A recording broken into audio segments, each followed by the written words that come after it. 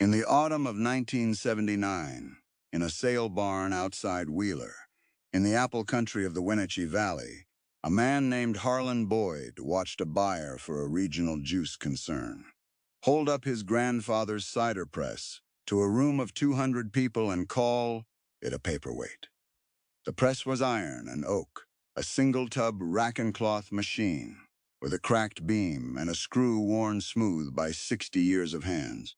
And the buyer, a sharp man in a clean coat named Vance Pruitt, set it on the auction block, tapped the broken beam with one knuckle, and said that the only value left in the thing was the scrap weight of the iron. The room laughed. Harlan did not. He was 61 years old that fall, and he had pressed apples on that machine since he was a boy, and he knew something about it that the room did not. 11 years later, in the spring of 1990, a specialty fruit broker out of Seattle wrote Harlan Boyd a single check for one season's run of bottled cider off a mill he had built in his own barn, and the figure on that check was $41,000. This is the story of the years between those two numbers, and of what a broken press is actually worth, and to whom. Stay with me, because the arithmetic of it is the whole point. Let me tell you about Harlan Boyd first, because you cannot understand the press without understanding the man who would not let it go to scrap. He was known in Wheeler for two things. He was the quietest man at any table he sat at, and he could taste an apple in October and tell you, within a week, when it had come off the tree. Men brought him fruit to settle arguments. He would take a slice, hold it a moment, and name the variety and the slope it grew on, and whether the tree had wanted water in August, and he was right often enough that the valley had stopped being surprised by it and started taking it for granted, the way you take for granted a thing you cannot do yourself. The valley ran on apples then, as it runs on them now. Long rows of Red Delicious trained and sprayed and shipped east in refrigerated cars, and the men who grew them measured their year in box counts and packing shed grades, and the price the cooperative posted on a chalkboard each morning. Harlan grew Red Delicious, too, on 40 acres his father had planted because a man had to eat. Yet behind the house, on 4 acres of ground too steep and too rocky for the cooperative to bother with, he kept trees that no buyer wanted. They were old varieties, planted by his grandfather, a man named Otto Boyd, who had come from the cider country of the English West, and carried cyanwood across an ocean, wrapped in damp cloth, russets, with skin like sandpaper. Bitter little spitters you could not eat off the branch. Trees nobody in the valley grew anymore, because nobody in the valley pressed cider anymore. Not the real kind, not the kind Otto had made. Vance Pruitt was not a bad man. I want to be plain about that, because the easy version of this story makes him a fool.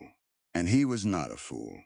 He was 38 that autumn, a graduate of the State Agricultural College, with a degree in food science, and he worked for a concern that bought apple solids by the tanker truck and turned them into the sweet, pale juice that went into cartons and concentrate.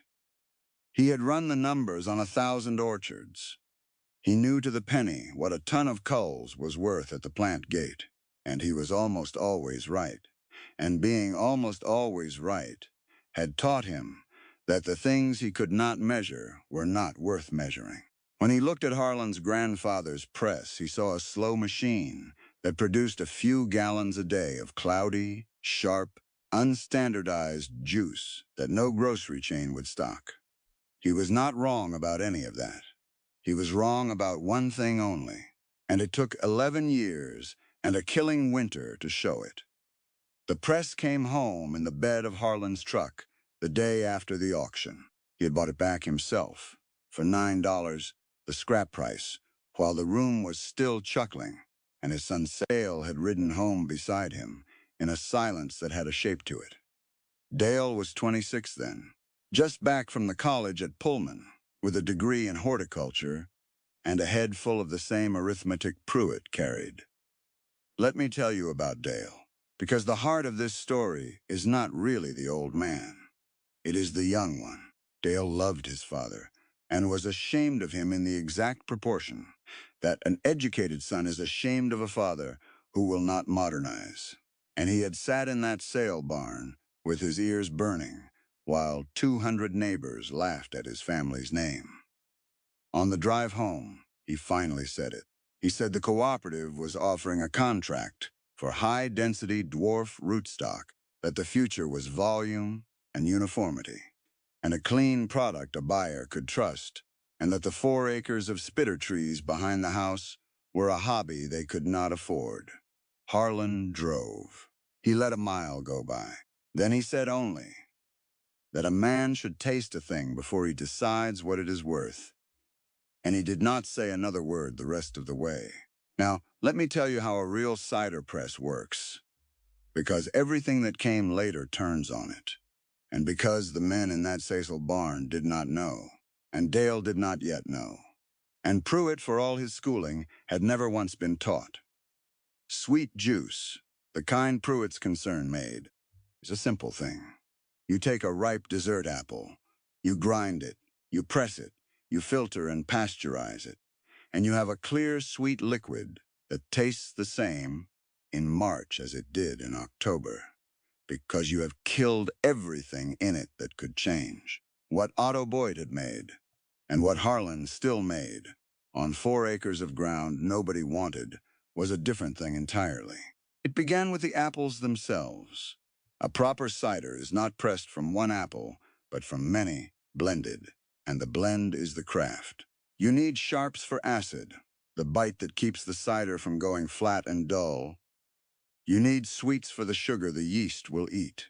And you need bitter sweets and bitter sharps, those ugly spitter apples full of tannin, the same tannin that dries your mouth on a strong cup of tea, because tannin is what gives a cider body and structure, and the long finish that makes a man set down his glass and think. Otto had carried those bitter varieties across the ocean, precisely because they did not grow in the new country, and without them no real cider could be made here at all.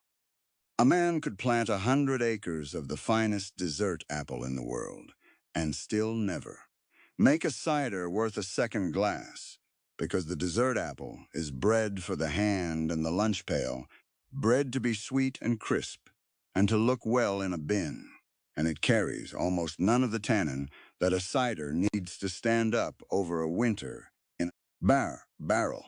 Otto had known the names of every one of those ugly trees, names the valley had never bothered to learn, and he had set them out in a deliberate ratio his own father had carried in his head out of the orchards of Somerset.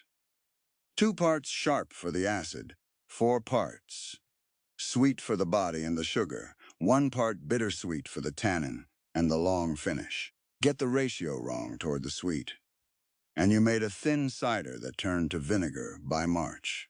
Get it wrong toward the bitter, and you made something no man could drink. The whole craft lived in that blend, and the blend lived in the trees, and the trees lived on 4 acres nobody wanted. That was the first thing the valley had forgotten. The second thing was the press itself, and here the broken beam mattered in a way the auction never guessed.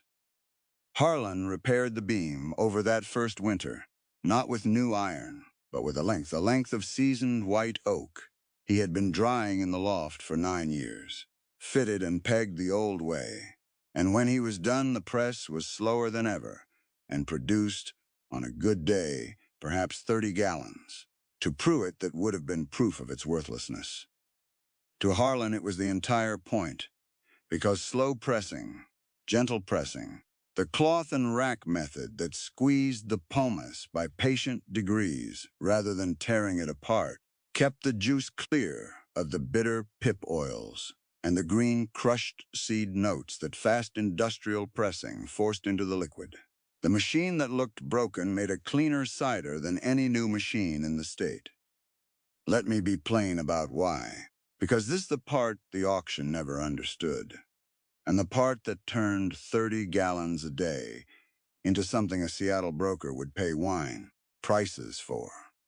When you press an apple, you are trying to get the juice out of the flesh without crushing the seeds and the bitter tissue around the core, because the seeds carry oils and the core carries a green, harsh, astringent note that has nothing to do with the good tannin in the bittersweet skins.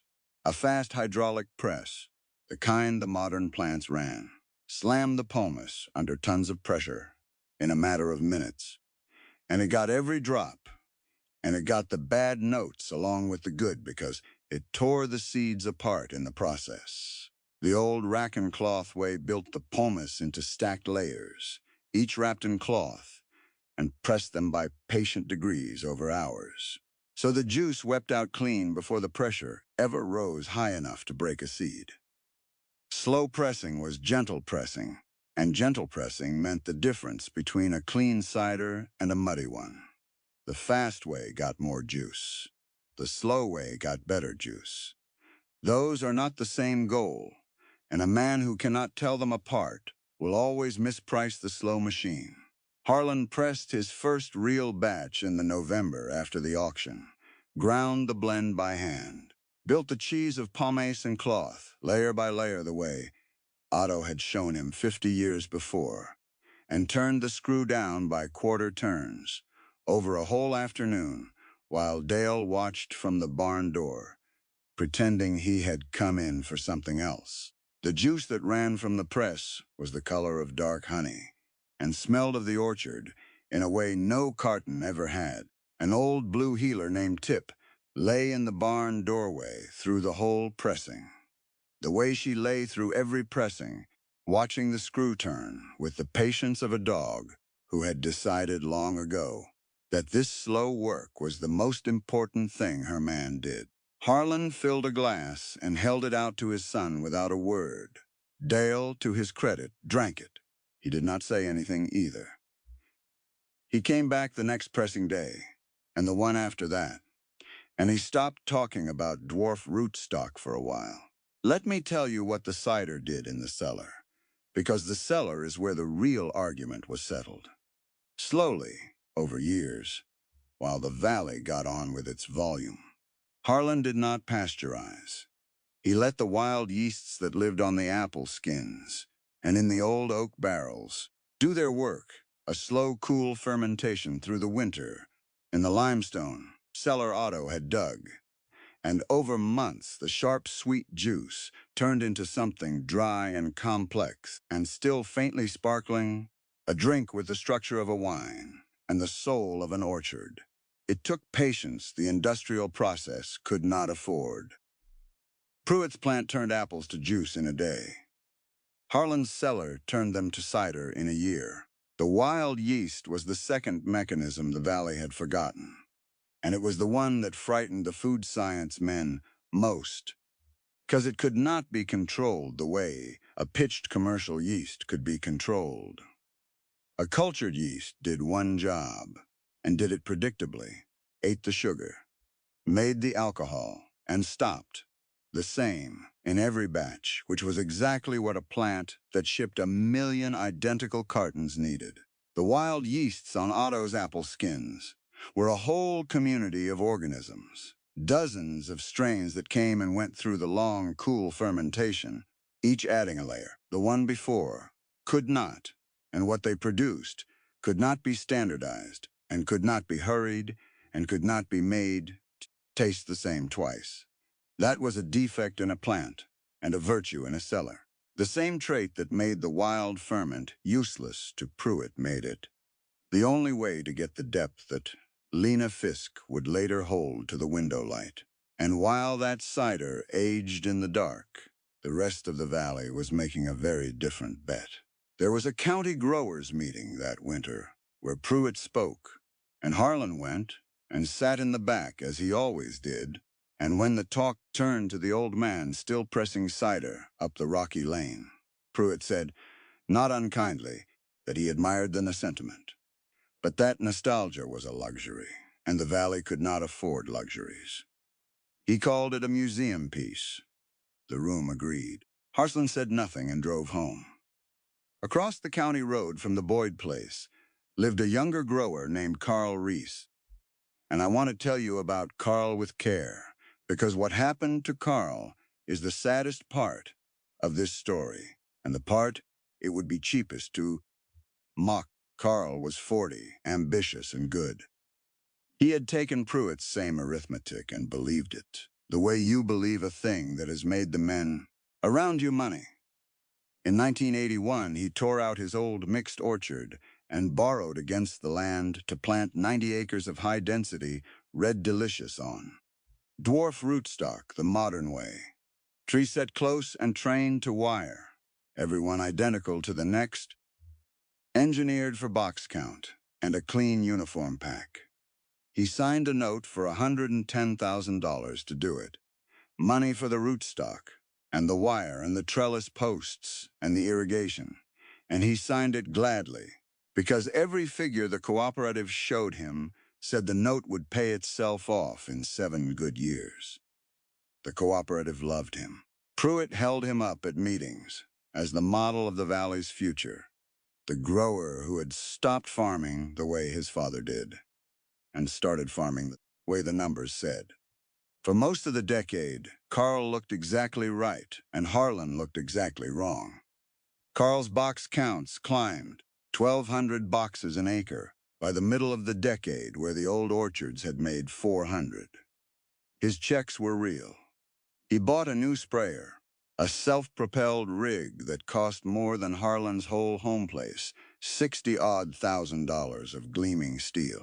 And he ran it down those uniform rows with a confidence that was in those years entirely earned. He was not a foolish man, and he was not a greedy one. He was a careful man who had been handed an arithmetic by people he had every reason to trust, and he had believed it. And for 8 years the arithmetic had been right. Dale saw both men every day across that road, his father turning a screw by hand for 30 gallons, his neighbor harvesting in clean industrial volume. And any honest young man with a degree would have known which one had read the future correctly. Around the midpoint of the decade, Dale said as much, once at the kitchen table, with the ledger open between them. He laid out Carl's numbers against his father's, and they were not close, and he asked his father how long they meant to keep pressing 30 gallons of something they could barely sell while the valley moved on. It is a fair question. If you have ever watched someone you love hold to a thing the whole world is priced at 0, you know exactly how Dale felt at that table, and you might have asked it, too. Harlan listened to the whole of it. Then he closed the ledger and said that the trouble with planting every tree the same was that every tree the same could die the same, and that Otto had told him once that a man should never bet his whole place on a single year being kind. Dale did not understand it then. He filed it away as the kind of thing old men said. He would understand it later, and the understanding would cost the whole valley dearly. That same winter, Dale carried a few bottles of his father's cider to a regional fruitmen's dinner in town, half hoping someone there would see in it what he was beginning to see.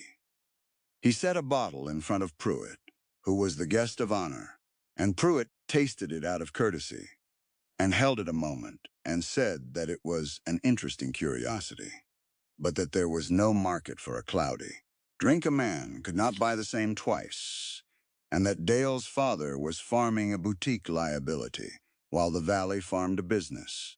He said it gently, the way a teacher corrects a bright student, and he ended on a fatherly word, son, that was meant kindly and landed like a slap. Dale carried the unfinished bottles home and did not tell his father where they had been. Let me tell you about the journal, because it is the inheritance that mattered more than the deed. Otto Boyd had kept a press book, a leather ledger in which, every autumn from 1911 onward, he had written the blend of that year's cider, the proportion of sharps to bittersweets, the weather, the date of pressing, which barrels turned out clean, and which went to vinegar and why. Harlan had kept it up his whole life, By the time Dale began coming to the barn on pressing days, that book held 7 decades of one family's attention to one piece of ground. The kind of knowledge no college could teach, because no college had 4 acres of Otto spitter trees to teach it on. One winter evening, Dale asked, almost against his own will, what the book said about a particular russet. Harlan handed it to him. That was the flicker. A man who asks what the book says has already begun to doubt his doubt. Through the late 80s, Dale read the book by lamplight, started keeping the notes himself, started tasting the way his father tasted. It happened in stages, the way real changes happen, none of them announced. First he came to the barn on pressing days and stopped pretending he had come for something else. Then he began to ask which barrel had turned out clean the year he was born, and why the 1962 cider had gone to vinegar. And the book had the answer, in Otto's hand and then his father's. A wet October and a blend gone too sweet. Then one autumn, Harlan handed him the measuring and the blending without a word, the way Otto had once handed it to Harlan, and Dale found his own hands knew the ratio before his head had finished the arithmetic. Somewhere in there, without ever announcing it, the ashamed son became the apprentice. By 1988, he was making the blend. He still had not told anyone in the valley what they were doing, because the valley was not asking. Then came the winter of 1988 into 1989, and the structural shock that settled the whole long argument the way only weather can. In early February, a mass of Arctic air came down out of Canada and sat on the Columbia Basin for 9 days, and the temperature in the Wenatchee Valley fell to 22 degrees below zero and stayed there. The men of the valley had seen cold before. They had not seen cold like this, sit unmoving for 9 days on orchards bred for yield and trained to wire. Dwarf rootstock is shallow-rooted by design, traded depth for precocity and uniformity is exactly what a killing freeze loves. Because what kills one tree in a block of identical trees on identical roots kills them all. Let me tell you what happened, because the numbers are the verdict. Carl Reese lost 70 of his 90 acres. The trees did not die all at once, which was its own cruelty. They leafed out weakly that spring, set little fruit, and then through the summer the bark split along the trunks where the freeze had burst the cambium, the living layer just under the bark that carries the water up, and block by block, on the same shallow roots, in the same uniform rows that had made him the model of the valley, his orchard died standing up. He still owed $60,000 on the note that had planted it. The cooperative that had held him up at meetings had no provision for a man whose collateral had frozen to death, and the bank that had lent against 1,200 boxes an acre did not care that the boxes were gone. Pruitt's own projections for the region came apart that year. The plant ran short of fruit and ran a quarter of its season at a loss. The cooperative's chalkboard told a story nobody wanted to read. Across the road, on 4 acres of rocky ground too poor to have ever been worth modernizing, Otto Boyd's old spitter trees stood on deep seedling roots, 100 years old, in a mixed planting of a dozen varieties, and they came through the cold the way they had come through every cold since 1911. They lost some wood. They did not die. Harlan walked the old rows in the worst of that cold, with Tip pressing close against his leg, both of them breathing steam, and he laid his bare hand against the deep-furrowed bark of a 100-year-old russet and felt that it was alive under the frost. And he knew, before the valley knew. 70 acres dead across the road, 4 acres alive up the lane. Diversity is not sentiment. Diversity is a firewall, and deep roots are insurance. And a man who plants a dozen kinds of tree on old roots has bought a hedge against the one bad year that the man who plants 10,000 identical trees on shallow roots cannot survive. That is the mechanism. The freeze did not care which man was modern. It only cared which planting could take a punch. In the wreckage of that spring, Dale Boyd stopped being a skeptic for good. He stood with his father at the fence line and looked across the road at Carl's dying rose, and then back at the old trees that had simply held. And he understood at last what the book had been telling him for 70 years, and what his father had said at the kitchen table about betting the whole place on a single kind year. He did not say, "I am sorry," because the Boyds did not talk that way. He said only that they should plant more of the old trees and graft the spitters onto every bit of ground they had. And Harlan, turning a russet over in his hand, agreed that they should. Now I told you a broker wrote a check, and I told you the figure, and now we come to it. The cider that had aged quietly in auto cellar all those years had never had a market, because the valley had never had a buyer who knew what it was. That changed because of the freeze, too, in a roundabout way. A specialty fruit broker named Lena Fisk drove out from Seattle in the autumn of 1989, looking for what had survived, because survival was suddenly the only story in the valley worth telling, and a neighbor pointed her up the rocky lane to the one orchard that had not died. She came expecting to look at trees. Harlan, because his mother had raised him to feed a guest, poured her a glass of the cider from the cellar instead. Lena Fisk had spent 15 years buying fruit and wine, and had, by her own account, tasted everything the coast had to offer. She held the glass to the window light. She smelled it for a long moment. She drank, and she did not say anything for a length of time that made Dale, watching from the doorway with Tip at his feet, feel his own heartbeat. Then she set the glass down and asked one question. She asked how much of it there was. That was the verdict, and it carried more weight than any praise could have, because she did not ask whether it was good. She had already decided that.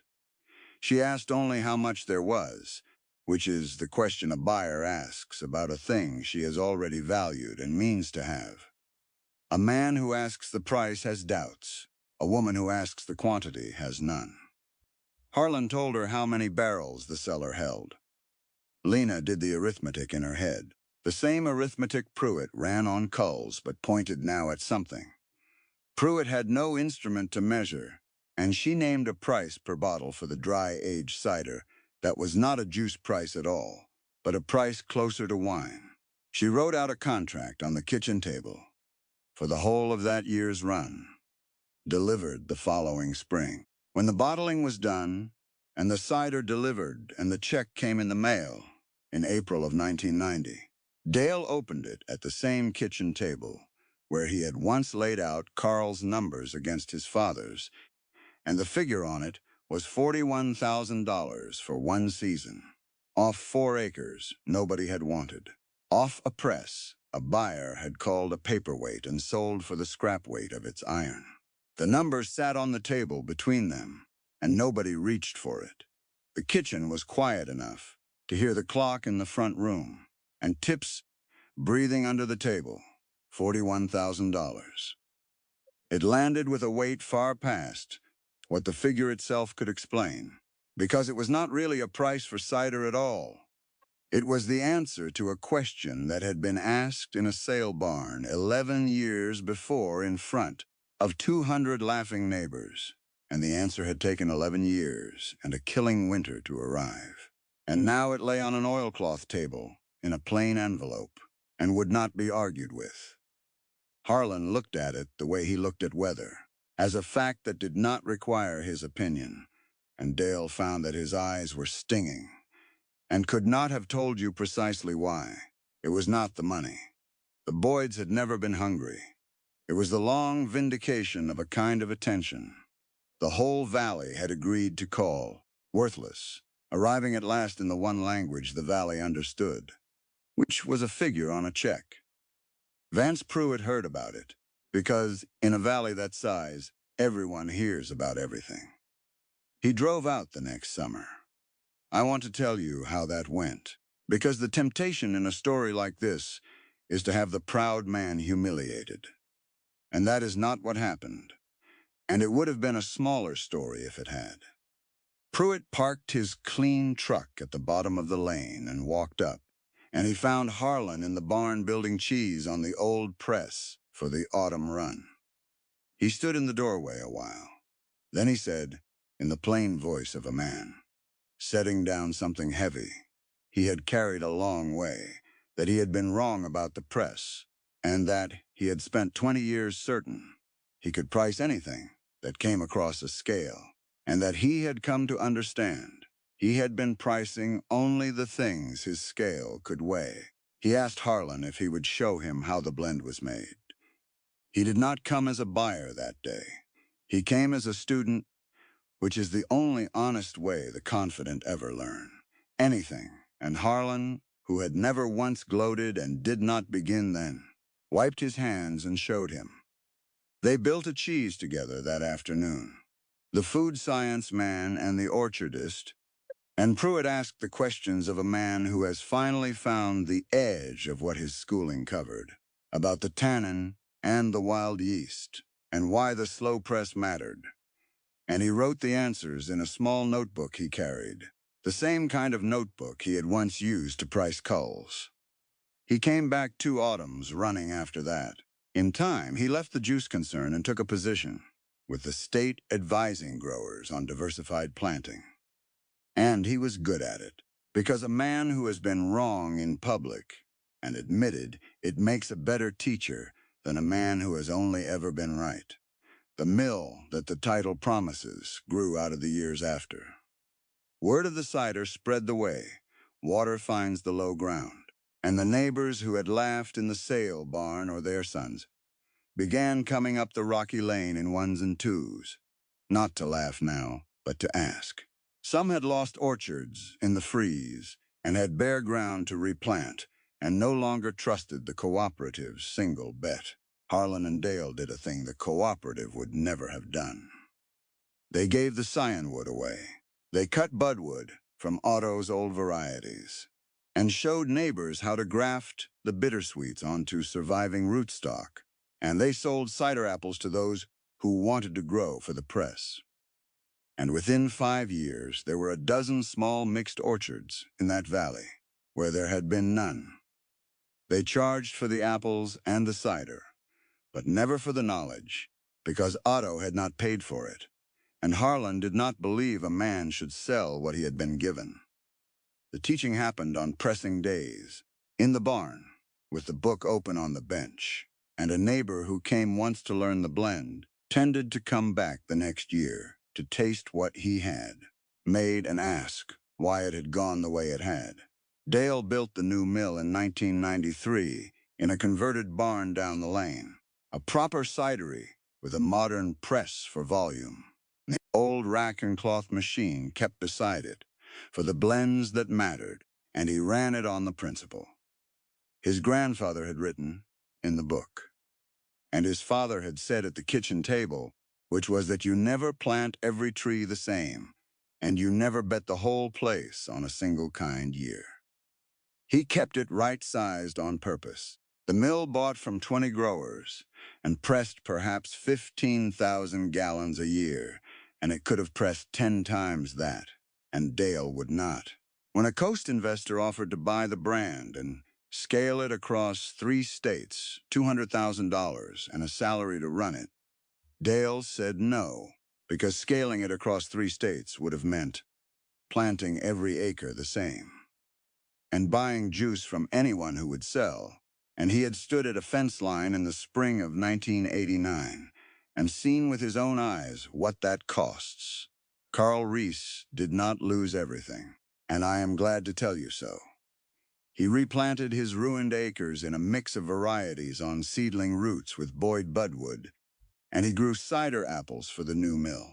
And he made, in the end, a steadier living off 40 diverse acres than he had ever made off 90, identical ones. He and Dale became friends in the slow way of men who have watched the same hard winter teach the same lesson. The old press still stands in the barn at the home place. Harlan Boyd pressed on it every autumn, until he died in 2001, and Dale presses the season's first ceremonial batch on it still, by hand, by quarter turns. The broken beam mended with white oak and oak pegs holding fast more than 40 years on. Otto's leather press book sits on the shelf above it, and there is a third hand in it now. Dale's daughter's, who came home from her own schooling and asked one winter evening what the book said about a particular russet. There is a young healer asleep in the barn doorway most pressing days, a granddaughter of the dog that watched Harlan turn that first screw, lying in the same patch of light, waiting on the same slow work. Let me tell you what all of this means, because I have walked this ground, and I have come away certain of it. There are two kinds of knowing in this world. There is the kind that is wide and fast and confident, that can price a ton of culls at the plant gate, and is almost always right. And there's the kind that is narrow and slow and deep, that knows one piece of ground, and one family's trees across 100 years, and cannot tell you next quarter's figures, but can tell you which planting will survive the winter that comes only once a generation. The valley spent a decade certain. The first kind was the only kind that counted, because the first kind is the only kind a scale can weigh. A scale weighs what is easy to measure. And the things that are easy to measure are not always the things that matter. And the freeze of 1989 did not consult anyone's spreadsheet before it decided which trees would stand. Pruitt could have told you the price of a ton of culls to the penny, and could not have told you which of two orchards would be alive in March. Harlan could not have told you next quarter's figures, and knew exactly which planting would take the winter that comes once a generation. Both kinds of knowing are real. Only one of them was on trial that decade, and only one of them was acquitted by the cold. What a system values, and what is truly valuable, are two different things, and the gap between them is where the whole of this story lived. They laughed at a broken press and sold it for the weight of its iron. They were measuring the wrong thing. The press is still pressing,